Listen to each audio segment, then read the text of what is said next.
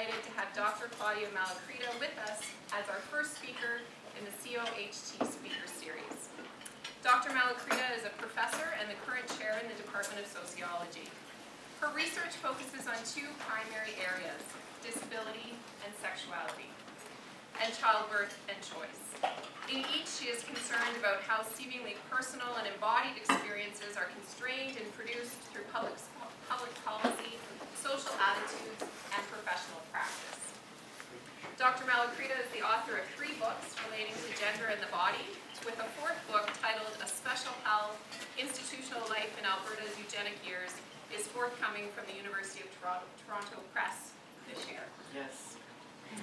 Dr. Malacrida currently holds several major grants, including a SHIRT grant for her Eugenics to Newgenics in Alberta project, and an AIHS grant for the Childbirth and Choice project. Her talk today is entitled Disability, Sexuality, and Family, Past and Present in Alberta. Thank you.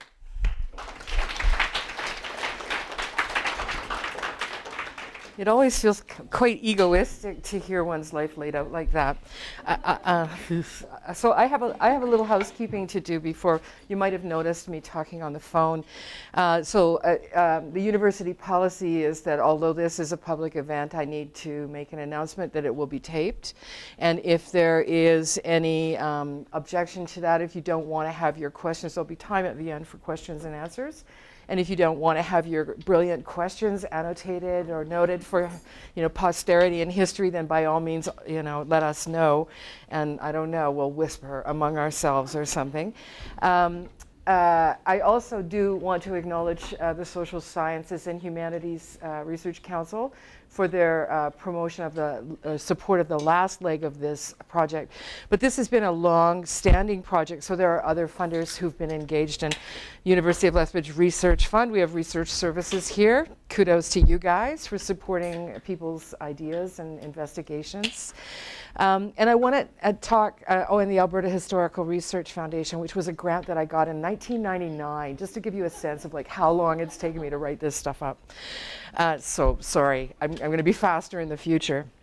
I also want to acknowledge that the students, many of them who have graduated and moved on to have bigger lives, because it has taken me so long to get this going. And I won't list them all by name, but certainly the people who are in this room and who are currently engaged, I want to express my appreciation of your enthusiasm and your support. So we have got Tiffany Bolton and Jillian Ayres, and Sarah Weaver and Alan Santinelli Martino, who is now like a videographer, Brad Robertson, and 2 new incoming people, Shahina Parveen and Vanya Spiric. Both have come, one from Bangladesh and one from Bosnia, to work on this project. So it's pretty amazing, actually. So without much more ado, I'm just going to give a sense before we start of where this project has come from, because it's both the capstone of a long process and the beginning of a new one.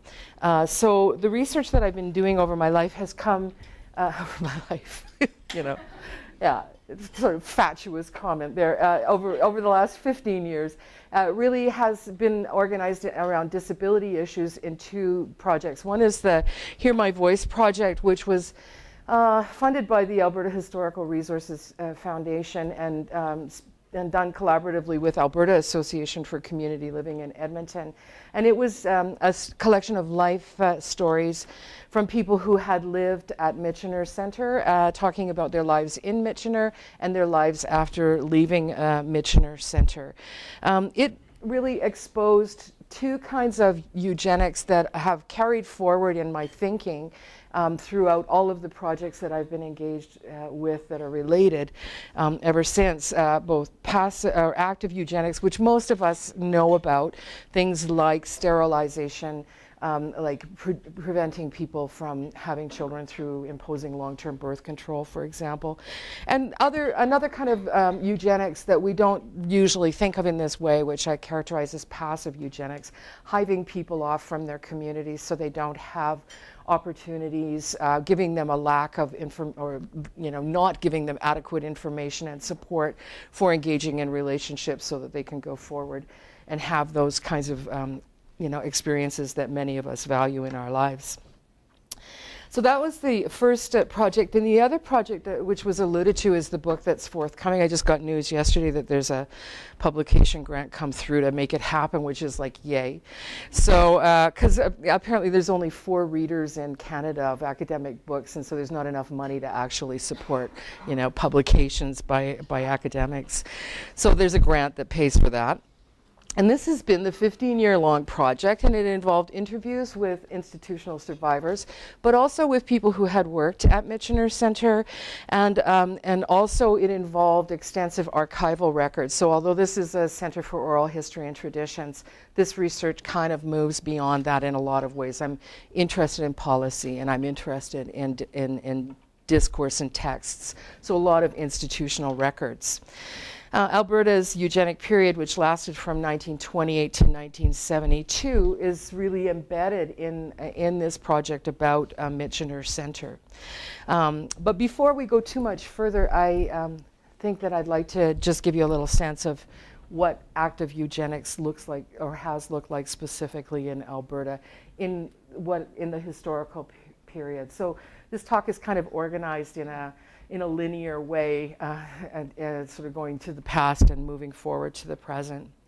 So in the early 20th century, Alberta was a pretty young province with not a lot of people living in it, and a lot of immigration, a lot of mixing it up, a lot of concern about taking land over from the original people who were living here, so a lot of social unrest around that, a newly developing industrialization that brought people into cities and brought them to the attention of authorities in ways that weren't always positive. So there was a lot of concern in Alberta, as in many new countries, about immigration, about being overrun with undesirable types, about the wrong kinds of people breeding too much, and the right kinds of people, i.e. white middle class British stock, not breeding enough. And Alberta was kind of special because it was so politically and socially conservative. Alberta's really only had 2 governments since it started. I mean, it had the Social Credit forever and ever, and then now it's got the Conservative Party forever and ever. And so whatever your political leanings are, that kind of stability can really allow people to, run roughshod over the populace. And it also reflects a certain kind of conservatism. Also, because Alberta is such a highly agricultural society, the language of eugenics and the language of selective breeding had a lot of resonance to social reformers. So Alberta was one of the few provinces. BC had a Eugenics Act and Ontario toyed with it, but Alberta took it to its limits. And was able to actually invoke a Sexual Sterilization Act in 1928. And it was done in the hopes that poor and marginal women with large families, women who were living in impoverished conditions, would choose sterilization. So it was a voluntary program at the beginning. But surprise, surprise, not a lot of takers. And so this didn't really resonate well with our leaders. And so in 1937, the first amendment to the act was passed, and it permitted involuntary sterilization. There were 2 more amendments that were made, and with each amendment, the scope of the act became broader. But the significant clause, and the clause that really matters for us in this talk, is that the act introduced a clause that said that if you were deemed to be mentally incompetent, so it listed people who were mental incompetence, people who were in a psychotic state, or people who had Huntington's disease, as people who would not be deemed as competent of providing their consent, and hence consent was not a requirement, unlike FOIP today with this talk. So we've moved to a different place. Perhaps maybe the pendulum swung a bit too far, but that's just how I feel today. So, so this shift in the act actually opened the possibility for people to be sterilized without their knowledge and without their consent. And it particularly made vulnerable people who were deemed to be what we would today call intellectually disabled, or people with mental health challenges, but back in the day they were referred to as mental defectives. There were some 2,800 and change, 2,846 I think is what the number is, people who were involuntarily sterilized under the Act in the years between 1928 and 1972, when it was finally struck down by the new Peter Lougheed Conservative government. Michener Center was particularly implicated as far as eugenics were concerned. It was without doubt, and these were records that were kept meticulously in the same way that many bureaucracies that thought that they were the Germans, let's just say it, kept track of their records and kept note of the particularities of their operations. So this is clearly available information in the eugenic files. Who was it that was sterilized? What their qualities were? What institution they came through? There were two legs to the process around sterilization. You went for a hearing, and you were passed, or you were passed clear. And to be passed meant that, yeah, I agree you're mentally defective, or I agree you should be sterilized because you're a danger to society, but I got to get your consent. And to be passed clear meant that, I believe all of those things about you, but I don't have to ask you. So there were 5,600 people who were passed and 2,800, so 50-50 really, who were passed clear, and those 2,800 came almost 70% of them came from Michener, and another large portion came from Ponoka, which was a mental asylum at the time. So Michener was totally implicated. The board met at Michener Center on a quarterly basis. They did a round tour. They have, all the records are there about their travel expenses and stuff too. So beware, all of you who have expense accounts. Somebody will be looking at it 75 years from now and asking what you had for lunch. And Leonard Levin, who was the director of Michener Center, was a long-standing member of the eugenic board as well. And he seems, and I can talk about that in Q&A, but he seems to have had a particular interest in seeing people pass through, and he had a research and experimental program that was attached to these processes. So IQ testing, and this comes really from the interviews with workers, IQ testing at Michener, which was used as this sort of determinant, was very questionable. So just around the larger question of standardized testings and whether or not they really are appropriate for making life and death decisions, I'm going to say no. One of the workers that I spoke with, who is now, it's really interesting, most of the ex-workers I've spoken with have gone on to work in disability services and have had leadership roles, many of them antithetical to this kind of work. So it's really important to notice that, or to acknowledge that who they were in the moment is not who they are today about these things. But one of them talked about having a job as an intern in the summer as a psych major from the U of C, and he delivered IQ tests to inmates as like a second-year student, and those were determinants in the cases for people who went forward. So it was pretty slipshod. He went on with a BA to become their director of psychiatric services in the institution. So Leilani Muir, for example, who successfully sued the government, was able to, and her test on the record was 64, was able to test in at 105 and 103 or whatever. And clearly there were many cases where it wasn't a realistic evaluation in any way, shape, or form. The average time to taken on all eugenics cases, and this was consistent throughout the board's history, was 11 minutes from beginning to end. So people who have talked to me about their experiences of sterilization have described those hearings and how cursory they were and how little they understood about what the process was. So Ray Petrenko, and these are all pseudonyms. Some people did ask to have, it's just I'm going to be on FOIP today, but some people did ask to actually have their names used, but I've been advised at various different points that that's probably not a good idea, just because some of this material is quite sensitive, and somebody gives their consent and they may not actually feel that way 10 years later. And I've been at this for 15, so I think it's fair to use a pseudonym. So Ray talks about his experience. I spoke with 24 survivors, and of the 24, 21 had been sterilized. Ray's experience was a little unusual because he actually had an opportunity to learn before he was going that what was going to happen to him. At school, he was identified as a slow learner, and he experienced difficulties keeping up with his peers. The family doctor and his school convinced his parents that Michener Center would be a good place for him to get an appropriate education. He entered Michener at 8 years of age. At Michener, however, he did not receive any education, but instead worked in the institution's various facilities and in the community. A lot of people were farmed out to farmers and social enterprises, bottle depots and things like that in the economy. He comes in at 8. He is sterilized at 16 years of age, and he spends 31 years in the institution, leaving at the age of 39, and that's a really typical spread for these people's stories. He remembers the process quite clearly.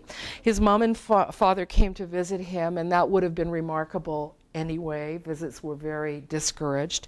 And they told him that he would be having an operation because, and this is his quote, the people in Michener Center said that this had to be done because they didn't want people that were living in Michener Center to make little kids, end quote. So Ray, who's 16 years old at the time, did not get asked for his permission. He says, all we were told was that we were going to go on a trip, but they didn't tell me, they just told my mom and dad that this had to be done. He does recall seeing a female doctor and being tested and having his scrotum held by her, which was to him like this pretty excruciating experience. And then he recalls being called before the board. He says, it was a board that I remember that I went in front of, and they asked me how I liked it in the institution. You were afraid to say you didn't because it was like there were people from Michener Center there nudging you to say you liked it. I felt like I was being pushed, and I didn't know until I moved out of Red Deer that this board was put together by the government, and it was a sterilization board. So from Ray's narrative, we can get a glimpse of how the hearings were conducted. Children and adults were occasionally brought before the board, but they were given little information about what the hearing's purpose was. They were then asked a series of quite irrelevant questions. Some people did describe being asked things like, how do you think you'd be looking after a little kid? And the irony is that many of the women who lived in the institution actually worked as nannies in the community for other people's children. But, those kinds of questions upon which your reproductive future hangs in the balance are pretty difficult to answer in the moment, especially when you don't really understand what this process is. They were in the presence of Michener staff, of whom most of them would have been quite afraid to speak honestly. The location of the hearing was in the Michener site itself, so they didn't have a lot of freedom to speak. So it would have been very difficult to speak one's mind under those circumstances. A few weeks after his hearing, Ray and a number of other people were taken at the same time and were told that they were going on a trip. They were taken to the clinical building on the Michener campus for admission and surgery. And Ray, like Leilani Muir and like many other people who survived this, only really came to understand that they had been sterilized later when they left the institution and engaged in relationships with people and found out that they couldn't have children. So it wasn't clear to them, obviously, in the moment.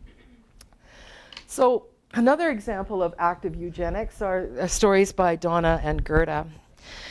For most survivors, sterilizations were understood to be both routine and inevitable, but they were also treated with significant dishonesty.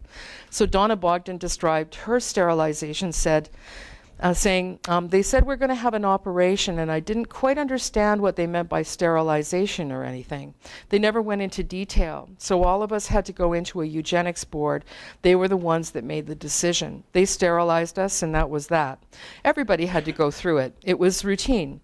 They said, you're going to get your appendix out, or something like that. I wasn't sure. I didn't understand. I thought, well, that was the routine. And one of the workers who I spoke with talked about this, that this was a sort of a common knowledge on the units between young people, that you would go and get cut. And you know, that this was seen in many ways as a rite of passage, a kind of a dirty little secret that everybody knew, but that nobody really actually understood. It was as though you were moving into adulthood. And moving into adulthood, I'll talk about it a little bit later, but that this happened at puberty was actually in many ways a rite of passage. Sterilization was scheduled at the time of puberty, and Evelyn, who was an ex-worker, described that it was a sort of a routine prevention of unwanted pregnancies. But it also appears that sterilization was done as a way to deny or cover up the sexual vulnerabilities of people in the institution. So Gerda Harvey, who is a survivor, describes a particularly harrowing story. She says, this girl was caught and raped. I mean, from Ward 9, the boys were bullies. That's why she got the operation, because she got pregnant. So in Gerda's story, we can hear that the sexual assault of a young woman who was in care was not responded to with protection or assistance, but was instead dealt with by erasure. By sterilizing her, any subsequent abuses would be made invisible, and the effects of abuse would be made impossible to actually track. So these kinds of themes, the making of decisions about sexuality and reproduction by guardians or workers, keeping disabled people ignorant, covering up abuse, were also expressed in stories about people living today differently, but the sort of underlying themes remain the same. Before I go, though, to the future, or to the present, pardon me, I'm back there. I want to talk a little bit about passive eugenics and how that rolled out at Michener Center. So eugenics, we often understand eugenics, you know, most typically in the guise of active eugenics, these sort of interventions. But eugenics is not only active; it occurs in passive ways through sequestering undesirable people, and it happened in Alberta and across North America and across Western Europe with the rise of an institutional and asylum system. So it that did not only just happen here. So in the early part of the 20th century, with all of these movements towards urbanization, all of these movements of immigration, these social problems came to be quite moral panics. And a whole range of schools and asylums, private schools, things like schools for the blind, but of course residential schools for Indian and Métis children, and for long-term institutions for people with disabilities, asylums for people with mental health problems. These sprang up across the country. They were part of the Canadian nation-building impetus in many ways. They provided jobs and development. They were part of government favors to local communities to help to build communities and strengthen them. Historically, we're used to hearing these things described optimistically as places where children could gain appropriate education or training, or where First Nations kids could learn European ways. But in practice, as we know, these kinds of centers very often became prisons where children were interned and treated very abusively, including eugenically. They were typically far removed from their community. So this is an aerial photograph. This here is an aerial photograph of Michener, which is up in the forest over at the sort of upward right-hand edge, and Red Deer, which looks pathetically tiny in 1950. But you can see that it's actually a long way away. And this is the river valley that sort of acts as a barrier between Michener and Red Deer. It was sequestered. And within the Michener campus, all facilities were locked.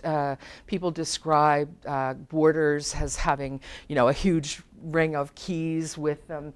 There was not freedom of movement or freedom of association in any way, shape, or form.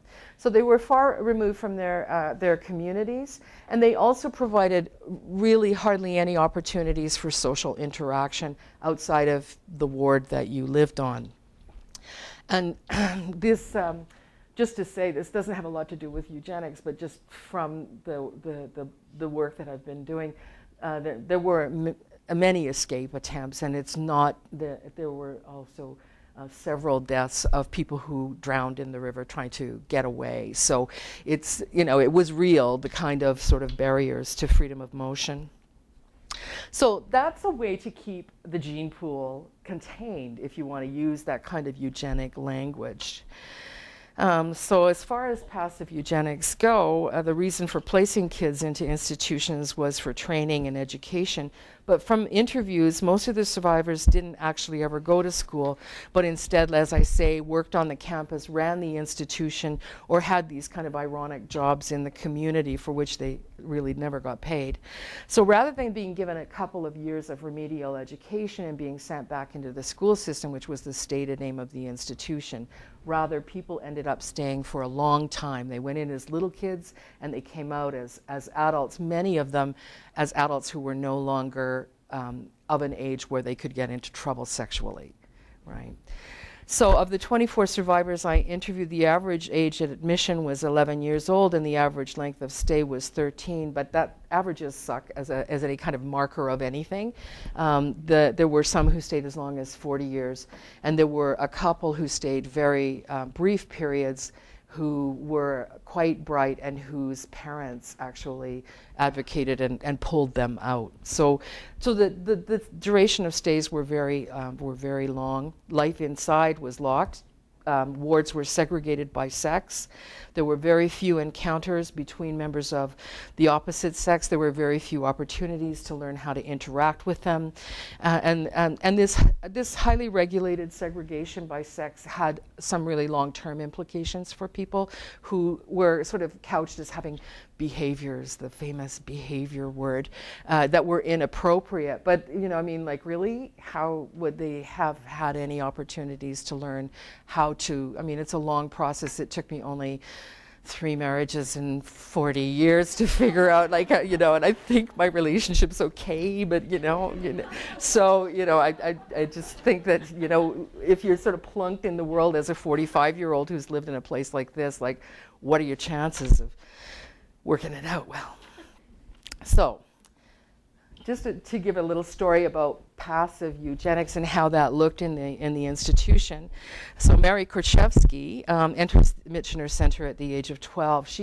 And it's so heartbreaking when you hear the stories of some of these individuals because their reasons for being there are so arbitrary. So she had been in the regular school system, and she had polio, which was, of course, an epidemic in the 50s, and it meant that she was kept out of school for several years while she was recovering. And by the time it was time for her to come back, she was deemed to be incapable of being brought back into the regular system. So she goes to Michener for remedial education. She leaves when she's 37.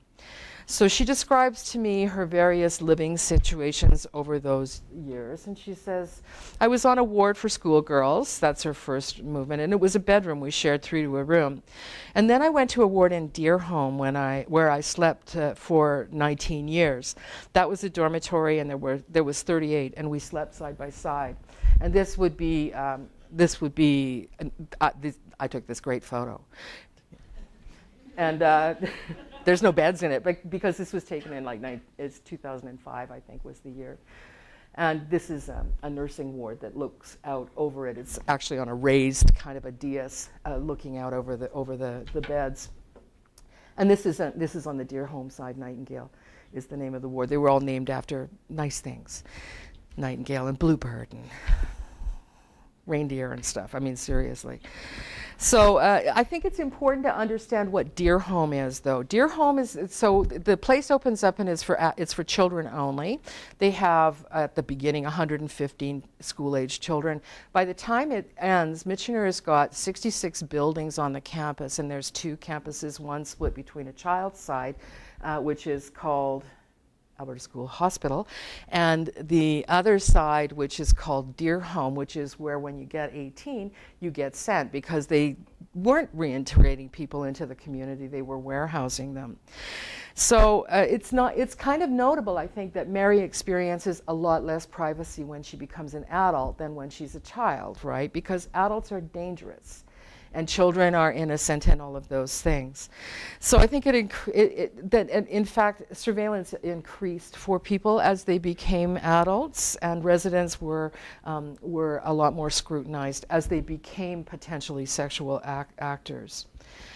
And so they didn't learn social and relational skills. They didn't have those opportunities. I think because this was something that was designed right into the architecture of the building and right into the sort of policy and thinking of the people who were sort of designing operations.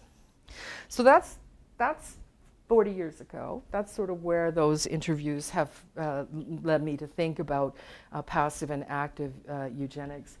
And this is today, and I think we have a beautiful worldview that tells us that that was then and this is now, and never the twain shall meet, and it's all done, and so it wasn't that terrible, tut tut. And yes, it was, but I think that there are echoes in the kind of work that I'm doing with people living today with disabilities, who that can sort of highlight how some of these threads continue, despite our best hopes that they won't. And I just want to say how much I love this sign. So, I do. So for the last several years, really, I have had wonderful funding. I had 2 SSHRC grants that allowed me to speak with mothers with disabilities, some in Canada, and then another second comparative group in the UK, and speaking with them about mothering. So I was talking with women about their challenges, about their successes, about their strengths. And a lot of their stories, although they're not really, I wasn't really sort of necessarily exploring issues about sexuality, a lot of their stories really did reflect many of the things that I'd been hearing from people who were struggling to have relationships and families 40 years ago. So they talked a lot about passive and active eugenics in their lives and how these things rolled out.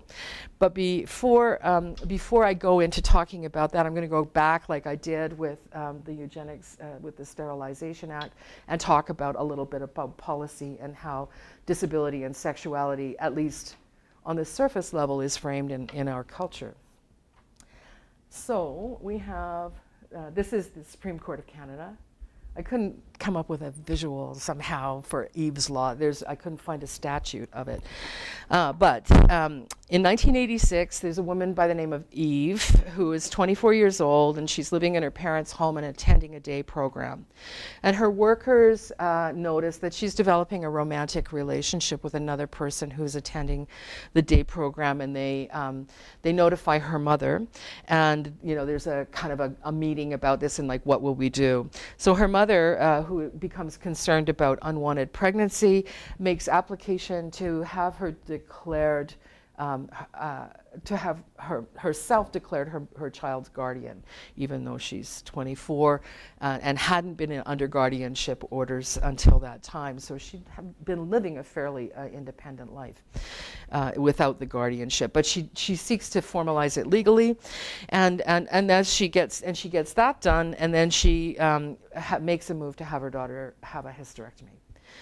And the attending physician and the hospital are worried about that, and so they ask for a court ruling on it, and it goes to the family courts of Ontario and makes its way slowly up to the Supreme Court of Canada, who, and it goes back and forth, the ruling goes back and forth, but in the end, the Supreme Court of Canada, to our great pleasure and respect, unanimously rules against the mother and establishes a precedent which, in principle, at least states that no Canadian can be sterilized or have their body and their bodily integrity tampered with without their consent. But there's always informal ways of ensuring that disabled people don't have children, and disabled parents are vulnerable. And I want to say that I'm really limiting this talk to this sort of a quick overview of passive and active eugenics, but seriously, the world of newgenics is pretty diffuse and pretty rich. I don't think I'm going to have trouble filling the next 5 years of my grant. So just to say, I'm choosing some highlights and some examples rather than really giving a sense of what the waterfront looks like. So here is Marisol Palisok, I hope I got her right, and her partner, who I can say, Charles Wilton, both of whom are people with cerebral palsy. So Marisol, and this is this year, 2013. So this is Marisol. She gives birth in Ontario, and Ontario Social Services make a determination while she's giving birth, and this is not unusual for women with disabilities to have their children removed, you know, on the way out of the uterus, okay? So while she's giving birth, Social Services makes a determination that the child should be removed. And they make this determination based on the assumption that people with disabilities are not going to be able to look after their own children. In other words, they don't have any evidence of lack of parenting skills or desire or competency or anything else. They make this removal order with a caveat, though. They make this removal order so that the couple could keep their child if they agree to have a full-time able-bodied care attendant live with them in their home and watch them, appointed by Social Services. There's nothing wrong with that picture. So with the help of a lot of advocacy organizations and actually a provincial mediator, the parents win the right to parent their own child without the intervention and surveillance of a social services worker. And so, you know, they had to go to court to get that right. They had to fight, and it's clear that there are still problematic assumptions about the competencies of people with disabilities and whether or not they ought to be allowed to parent in this way. And I just want to say this about that surveillance is a huge part of disabled people's lives, because disabled people have workers in their lives all the time. So the level of scrutiny that devolves to people with disabilities around what they do in their own homes, around sex and around reproduction and around raising children, is something that would be intolerable to almost any other category of people. So, I mean, you know, people of color and poor people do experience tremendous surveillance as well, but rarely is it live-in. You know, rarely is it actually in your home 24/7 in that way. So I'm going to give you a little story about Cheryl and Debbie. So this is a story about, the order of go is wrong. Oh, there it is. Sorry. The order of my finger is wrong.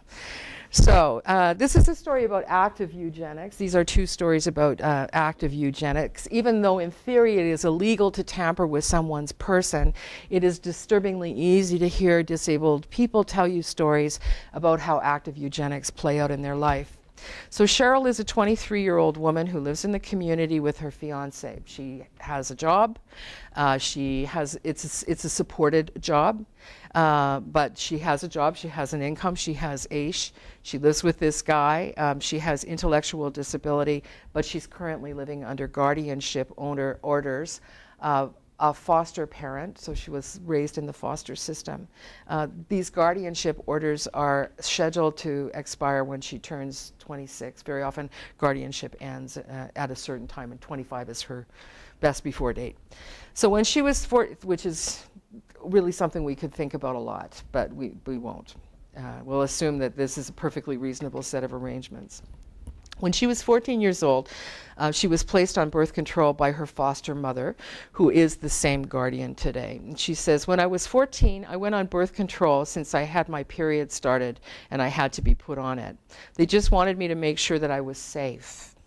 And yeah, I guess just being safe rather than being sorry and getting pregnant." So the notion of safety, I think I really want to problematize here.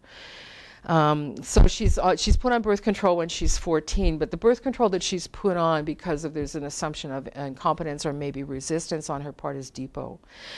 So she has not yet at that point become sexually active. At 22 years of age, so 8 years of depot later, she unilaterally decides that she's going to go off it because she's gained a lot of weight and she's experiencing headaches and things like that, and she hasn't had a period for over 3 years.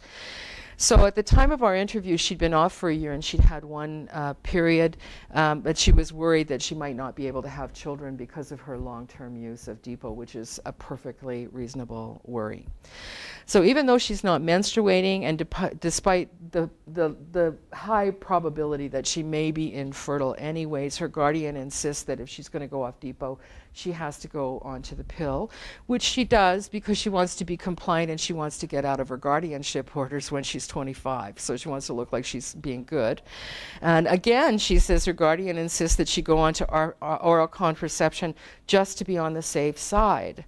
So the oral contraception that Cheryl's using at the time of our interview was Yasmin, which is a drug that's been the subject of several lawsuits for pulmonary side effects that have caused deaths in Canada and the US. But Cheryl is afraid to go off of those pills because of her guardian's wishes and her desire to look as though she's being compliant. So the notion of safety, I think, is something that we need to problematize here, because it's like, who's safe here? You know, her health has been put at tremendous risk, and the safety I think that we're talking about is the guardians, you know. Similarly, safety plays an interesting role in Debbie's story. So Debbie is 22 years old. She's got Down syndrome. She is her own guardian, but she lives at home. She was a very sweet woman. In her interview, she spoke with great warmth and charm about her engagement to a young man named Mark, who also has Down syndrome. And Down syndrome men are generally not able to have children, so just bookmark that idea for a minute. So she meets him through a drama group. They have very limited opportunities to actually see each other because, of course, neither of them drives and they don't have handy bus arrangements and all that. But they love each other, and they've been together in these sort of meetings through public places for a couple of years, and they're engaged, and and her parents are in support of the engagement, and they're actually planning a wedding. So I asked Debbie if she's ever actually had sex with Mark, and she says no, because she's not ready. So this "I'm not ready" came up again and again, and it didn't actually raise any curiosity for me at that point in the interview. But when we talked later about what her expectations were going to be about sex, because it was clear to me she didn't know what it was as we were talking, you know, once they got married, she continued to say that she wouldn't be having sex. She hasn't told Mark yet. I think you might be disappointed, because she still wouldn't be ready, you know. So I kind of explore that with her a little bit, like, what do you mean by being ready? And she says, well, my mom told me about sex, and so I know that if I have sex, I'll get pregnant and our baby will have Down syndrome. I'm not ready to take care of a Down syndrome baby. This is just not good information that this girl has been given in any way, shape, or form. So she's had the fear of the Lord put into her about, you know, exploring her sexuality and the dire consequences that can go on. It hasn't given her the tool to make meaningful choices. It's instilled fear in her and kept her from developing really an adult relationship with somebody that everybody approves of in every other way, you know, and there's sort of some infantilization that I think is embedded in that discourse. Okay. Passive eugenics today, and again, I want to sort of point out that this is a really kind of early stage in this research, so I'm not going to be giving as much detail as with the Michener Center, and I thought I'd just give an overview of some of the themes that have come up in the research, and then open up discussion. So passive ways of controlling sexuality persist today as well. We don't have institutions like Michener Center. Well, I shouldn't say that. They're no longer as common as they used to be. But there are still many ways that service and living arrangements for disabled people can operate to keep them separate from the world. So many people with disabilities live in isolation. They go to school where they don't actually connect with other people. Attempts are always made, but we know that the transition from school age to adult is a time when relationships fall apart and people really do start to experience a lot of isolation. So they are very often, not really well skilled socially from their school experiences.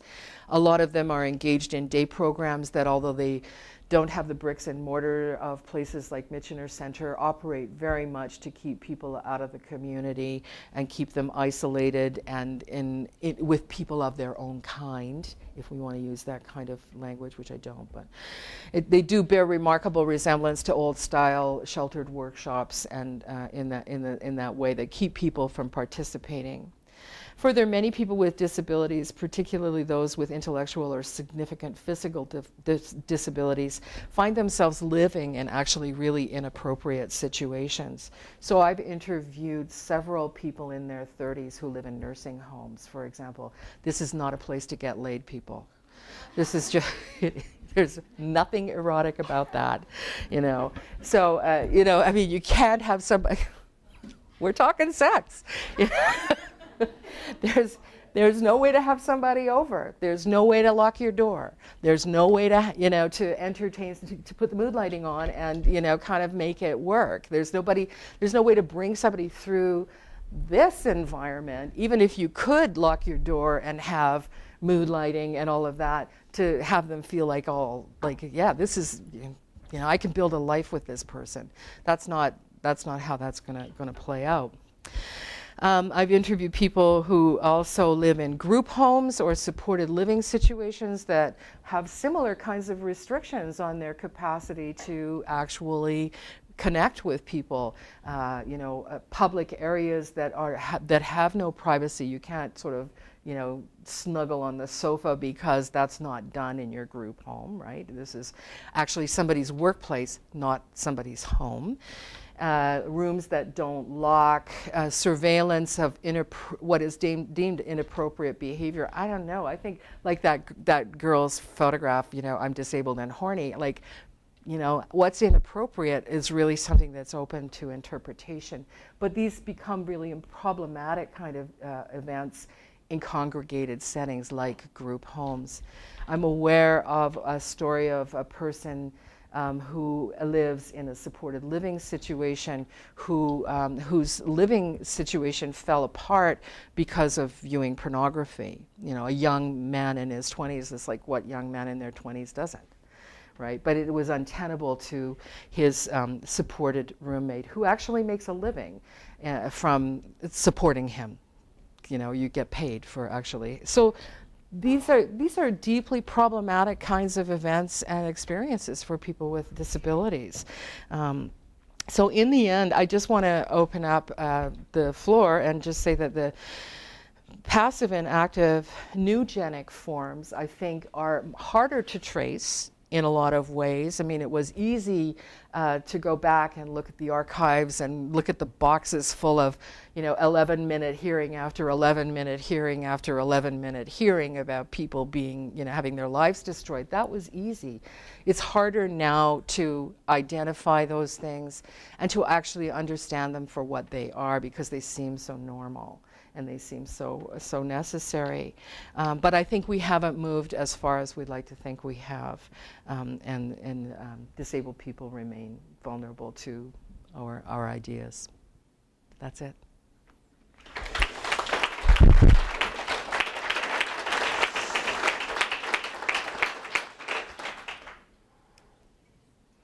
Oh, question and answer period. Anybody who wants to leave because they're worried about, you know, their questions, or if you actually want to ask a question but you're not comfortable with being recorded, you can say that and we will turn that off.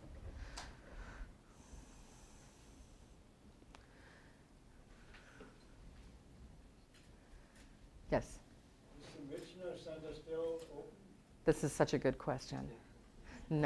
Yes, it is.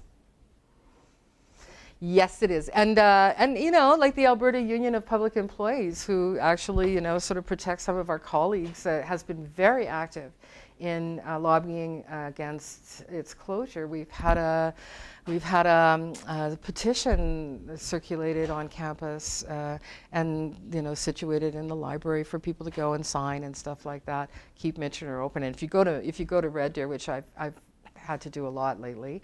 And I, you know, I like Red Deer, so I don't mean that in a negative way, but I've been doing a lot of data collection up there. And there's baby blue signs on many people's front yards saying keep Michener open. And family members, to acknowledge that, family members have been strongly supportive of keeping their loved ones in the institution. Michener does not look like it did 40 years ago, but that does not mean that it's a good idea to keep it open. Have I answered your question too much?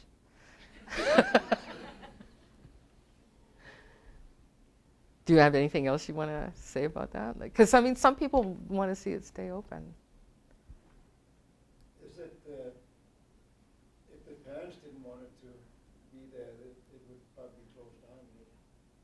I think so. I think so. I mean, there's a lot of speaking for people that goes on in this argument. People say, you know, yeah, she's been here for a long time. This is her home, and or he's been here a long time. But there's still like I interviewed their program coordinator in the 2003 or 4, I'm going to say, and you know they were still admitting people in those years. I mean, the sort of idea that these are lifelong people. A number of the people who are living there have been out in the community, and they now are, you know, fragile or have got higher needs than can be accommodated in a group home and have gone back to live, which I can only imagine is psychologically quite difficult. You know. Does the province make it financially and emotionally possible for families to care for children? That's a really good question, and I mean, you know, families don't all want to, but no, no. Yeah, I mean, I think if you look after, I mean, I've interviewed a woman, for example, who has got profound physical disabilities and is married. And she managed, after probably 4 years of lobbying to the government, to actually have her husband be permitted to be paid as her caregiver, which makes a lot more sense than having a third party come in and live in your house and, you know, make sure that you're doing what they think. And I mean, you know, what they think may not fit with your values as a family at all. You know, so it can be possible, but it's huge self-advocacy work. And most people don't even know that that's a possibility for them. And it's really frowned upon because it's seen as that this would be padding your income somehow to care for your loved one in your home. And yeah. Have you shared your research with any agencies for people with disabilities? And if so, like, what is the reaction? Well, agency is a big word. So there's a lot of different types of services offered by a lot of different agencies, and some agencies might find this kind of work really problematic. Other agencies would embrace it and, you know, say, as has been said, there's an agency in Calgary that was like, thank God, you know, we deal with this. They do advocacy in the courts. It's called Connections Calgary. They do advocacy in the courts for families who are in these kinds of binds. And they, you know, it's like nobody is doing it, and they were totally supportive and really helped me to find people to speak with, and yeah. But other agencies are going to be, I mean, I'll be frank, Lethbridge has been difficult. I said it. One first and then you. Not you, Lethbridge. Can I just get you to please repeat the question? We're not listening to people? Okay, thank you. Just to double check. Yeah. We thought we were going to mic you guys. And then at the 11th hour, this FOIP issue came up, so I'm sorry about that. Yes, Dave Lawson, I'll name you by name, and then I'll say your question. Okay, Dr. Malacrida. All right, thank you. I was just, you talked a bit about the history and how people were, let's say, repatriated to the community, but surrounded by, almost engulfed in services when they came back to the community. I would imagine that's a huge obstacle for people being able to engage in intimate or closer relationships. Did you find in your research or in your interviews that services do open the doors to those, I suppose, community members that are not paid to be in the lives of people and might be able to better support intimate relationships or friendships even? Well, friendships sometimes lead to relationships. You know, we do know that. They're like, you know, intimate relationships. No, I think I haven't come across that kind of a model. So the question is, you know, I'm speaking now for the mic. So the question is, can agencies play a role, or do agencies play a role in, you know, supporting people to develop relationships, friendships that might help them to move towards more intimate kinds of relationships in a way that's natural? Is that sort of what you're getting at? And I think there are efforts to do this. It's really hard to. and then there's, it seems as though people with really profound disabilities face a lot of challenges because there are so many players in their lives with so many competing sets of values who feel that they have the capacity to make judgments and decisions on behalf of people with disabilities. And that can be quite obstructive, and you can have people who don't always agree with one another. So you might have, so Connections Calgary, I think, does a really great job of that sort of thing, and AACL in Edmonton, has had a history of doing that. I think they've moved more into advocacy work. Calgary Scope has done great stuff around getting people involved in community theater, for example, where they have opportunities to have a beer with somebody and just like it's just ordinary, right? But they're few and far between.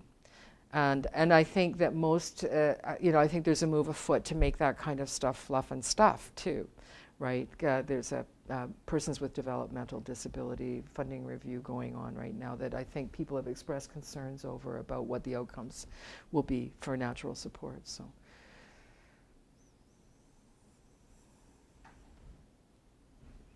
Yes. Just to kind of add to that question, I'm just thinking about kind of what you were just saying about the different players involved with these people's lives and all the decisions that are made. And I'm wondering if you have done or planning to do more work on potential solutions and ideas and ways to go about making the changes that address these concerns in the future. Kind of here's a potential solution. Yeah. I definitely understand the problem, and I appreciate all the information, but just seeing it from the other side, there's also like I know.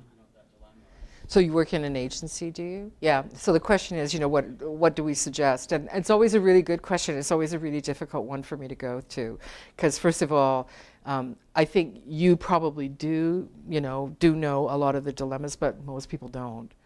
And the people who have the capacity to actually make your life as a worker different don't, and they're not, and they don't want to know, right? So if there was more money, if there was more sort of time to reflect on one's practice, if there was better training for people working in the field, all of those things might help. I'm not saying they necessarily would, but they might help.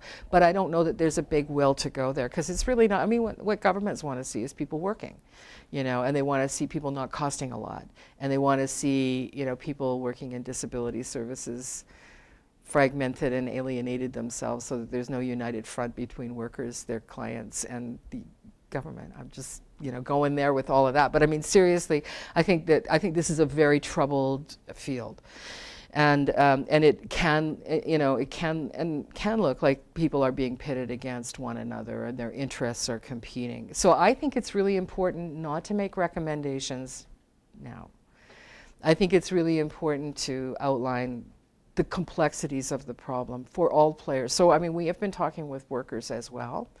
And so, and I do want to say this is a project that is just nascent. It's just starting up, and it's really important that people sign in. And if I'm not doing something respectful, which can be possible, I mean, I'm coming from an academic position, and I know that that's troubling too to some people. But then you need to stand up and be counted and be willing to sort of take the time to sit in the problem for a while. And I know that's hard when you're actually engaged in frontline work, but I think it's worth the effort. So I'm not going to make recommendations to you. That would be rude. I mean, it would be premature, and it would be outside of my scope of capacity. But I think there's a lot of value in outlining the elephant, So do you want to partner up? Yeah. Okay, let's go there. I mean, seriously, yeah.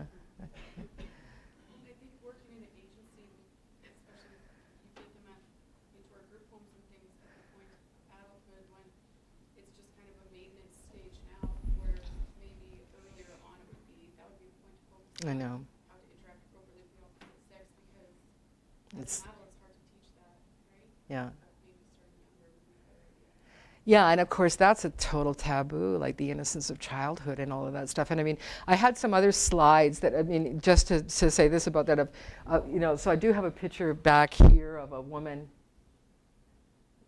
with Down syndrome looking at it was really hard to find a disabled mother. When you put mother and disabled into any search engine, you get a picture of a kid in a wheelchair with a mother looking over him. I mean, you know, like there's just, so it was very difficult. But where was I going with this? I have no idea. I think you're right. I think people don't have skills. But there is this sort of tendency towards people with, I do know where I was going with this now. See my enthusiasm picking up? There is this tendency when you look at images or when you hear discussions about people with disability, and I kind of referred to it a little bit in the talk, of infantilization. So I pulled up the Google search for disabled couple, and you get pictures of people with Down syndrome with their hands in, you know, blowing kisses over sunflowers and with balloons and like frolicking through fields and stuff like that. And it's like, you know, like they're not having sex with one another. They're like little babies, you know. And so people who are children and people with disabilities who are seen as vulnerable, like to open that conversation is really problematic. So I have been talking with parents too, and talking with parents who have young kids and they don't have a plan. But I think even starting to have that conversation is, I think you're absolutely right. Like, I think it's really important. And I got to say this, I mean, you know, how many people from university or who just graduated from high school work with people with disabilities and they have not examined their own values around these things at all, right? They just have not had an opportunity to do that. And their agencies are scared crapless to open that conversation up because they're worried about parents or they're worried about their funders or whatever. So, I mean, these are really big issues, you know. So saying, oh, we need to roll out an education program, ooh, there's more. Like, there's a lot more, right? So I want to leave people with question marks over their heads as they go out instead of like, oh, exclamation marks, right? I just have one quick question, Claudia. And it's a question you probably can't answer, so that's always a good one. Yeah, that's the one to end on. Thank you. But I'm just curious because knowing very little about this field, and I think particularly from the historical stuff that you showed, knowing very little about this, I would have guessed, for a variety of reasons, that females were more subjected to. You would have guessed right. Okay, so that was the question, would I have guessed correct? Yeah, so the question was, you know, are women more policed historically and today around their sexuality and their reproductive capacity? And the answer is yeah, you know. Because you opened your first example that you opened with was a male account. Yeah. Immediately. And the eugenic records, I mean, women, so places like, so because Michener was really a big feeder, the population of Michener, there were more men in there than women. I think because men were seen, you know, as, a lot of men were in there for sort of behavioral stuff, were seen as threatened. You know, they came in through truant officers and things like that. You know, I broke some windows. I mean, seriously, the narratives that people talked about, like what brought them in, you know, it's like I stole a chicken, I was in the alley picking bottles up and the truant officer came and then there was a big meeting and then suddenly a black car came and it was all over for me. And, you know, like, I mean, really those stories. So there were more men than women in Michener Center by about, you know, 60% to 40, but there were more women come through the eugenic boards and be sterilized by a flip relationship of 60 to 40, you know, 60% women and 40% men. So yes, you were much more likely. And, you know, institutionally, you know, I mean, these were horrible places with very limited care. So some of it was around hygiene. It's like, we're not going to teach women how to manage their periods. We'll just take their uterus out, you know. It'll be easier that way. I mean, it's that raw, you know. I did, yeah. And it was always longer than one would ever have thought, yeah. Yes, Kim? Well, you might want the camera off for your answer to this question, but is the labor still being exploited? The labor of people? Is the labor still being exploited? I don't actually. So you know, in the way, like Michener was hugely exploitative. There's no two ways about it.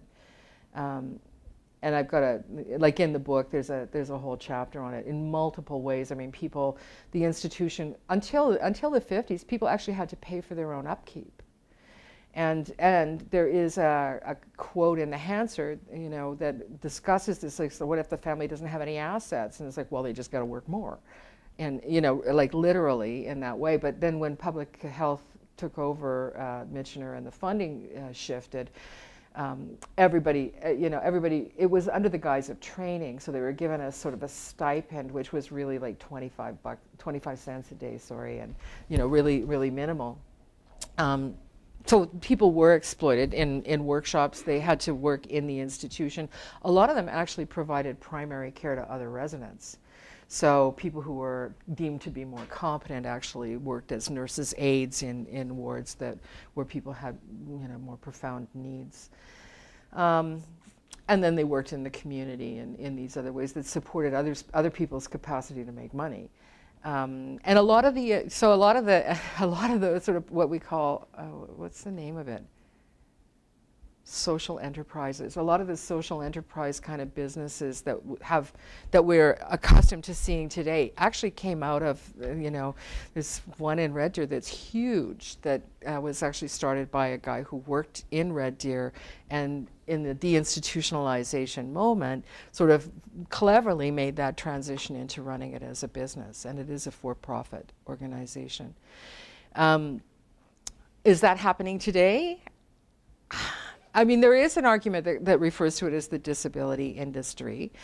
People do make a living, and some people have argued that the notion of sort of getting rid of relations of dependency is not in the interest of people who are actually working in the business. I think that's pretty cynical. I think most of the people who I've spoken with in the business are actually well-intended, but they're entrapped in a system that actually doesn't serve their needs very well either. And so I don't know the actual answer, but that's my hunch. Yes and no. Yeah. Yes. I know this isn't research that you've involved in or something that you've looked at, but have you thought at all about the other end of the lifespan, about elderly people with Right. dementia and sexuality? Especially if they're, pardon the expression, warehouses. I think, no, I haven't. I mean, I'm interested in the question of disability. Why? I think because it's kind of a linchpin, I think, for who's in and who's out on a lot of different fronts. And because I think we're all contingently able in that way. I mean, this could happen to any of us. And honestly, I mean, Tiffany Bolton, I'll just name names, she can attest to this. I mean, in the early part of, a decade ago, when we were doing the first research project on moms with disabilities, I mean, it was really, I think, unsettling for people working on that research team to understand just how contingent their comfortable lives are.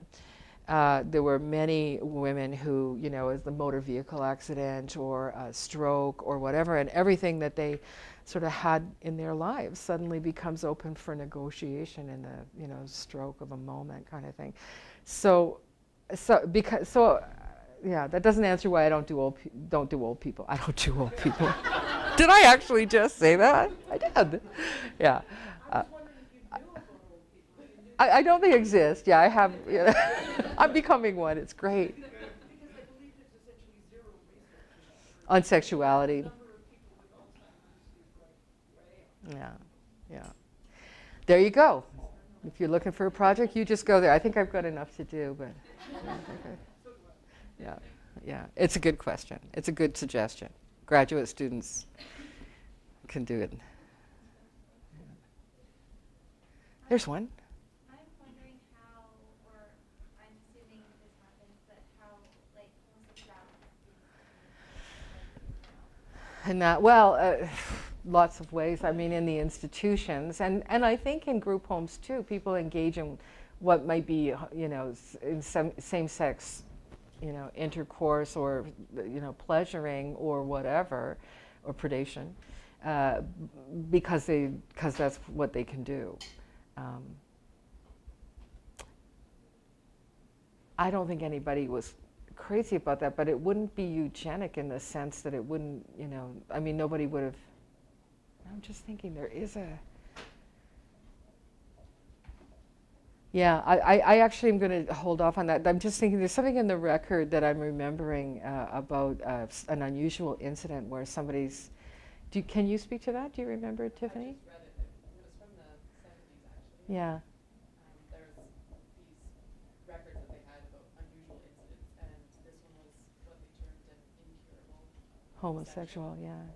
But I mean, the record doesn't really say What they were doing, but it was but it deeply was troubling, noted yeah. as a problem, an Yeah. issue that needed to be dealt with. And at one point, they said, you know, if we had a space just for homosexuals within The you know, institution, isolate them, yeah. sort of thing. So it seems a problem. But I think it can happen in day programs too, where somebody's seen as, you know, problematic because they don't have appropriate boundaries and things like that. But yeah. Anybody else, or I think we're. Go ahead. I was just going to ask about, I think I probably already know the answer, or maybe you already mentioned it and I missed it. What was the composition of the board as far as women and men on the board deciding? Oh, gee. Well, there was Mary Thompson, who's she's got an Order of Canada. Somebody would like to take that away from her, and she was not sorry. But mostly it was men. So there was McEachran, who was a philosophy professor from the University of Alberta, and J.J. Levan, who was the director of Michener, and Mary Thompson, and R.W. Baird, interestingly enough, actually sat on the committee. So the Baird report, which came down against institutionalization, but if you read the Baird report in 1969, you can actually see that he doesn't say anything about sterilization. He sat on the board for 2 or 3 years, but it was mostly men who would be worried, I think, about that stuff. You guys have been a very informed and fabulous audience, so I want to thank you for that. Thanks, Claudia, for your talk today.